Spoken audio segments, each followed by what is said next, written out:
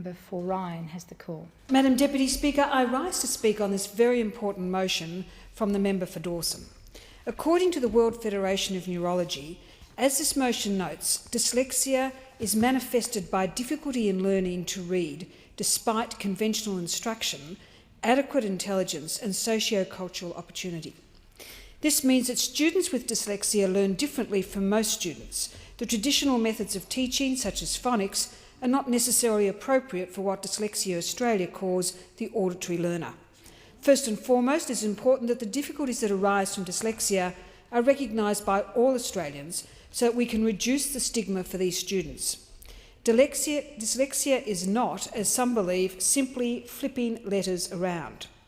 It can in fact present itself in 4 main categories. Each type of dyslexia includes its own set of challenges. Despite the unwavering dedication and hard work of their parents, these students can all too often be left behind. I would like to take this opportunity to thank Carly Rice, whom I met recently with Glenys Throssell, who are both mothers of children with dyslexia. Carly herself set up Brisbane Dyslexics as a support group for parents of dyslexic children and those with similar learning difficulties. As Glenys said, having a child with dyslexia means a rollercoaster ride of doctor's appointments, interventions, changing schools, in getting a diagnosis, sourcing the appropriate intervention and support. Often it is a lonely journey as a parent with a child who has a learning disability.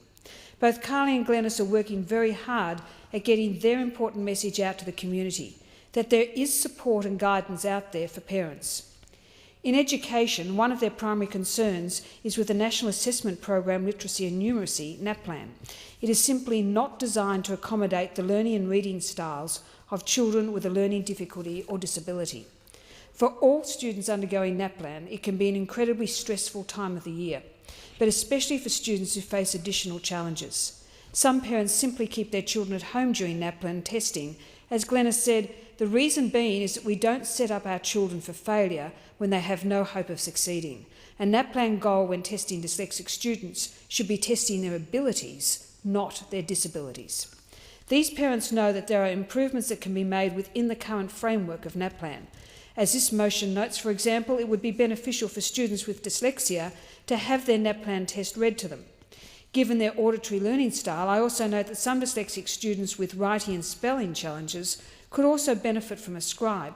These suggestions are made not to make it easier for students, but rather to ensure that NAPLAN truly fulfils the stated goal of assessing whether students are receiving the critical foundation for their learning and for their productive and rewarding participation in the community. We must therefore recognise that the current one-size-fits-all approach to national testing does not demonstrate how well a child is progressing in a holistic sense. To that end, the Brisbane Independent School in my electorate is demonstrating the value of providing choice and diversity to parents. I recently attended their open day and spoke with many parents and teachers about the enormous benefits that they feel the school is providing for their children. They recognise that not all students learn the same and they are producing results.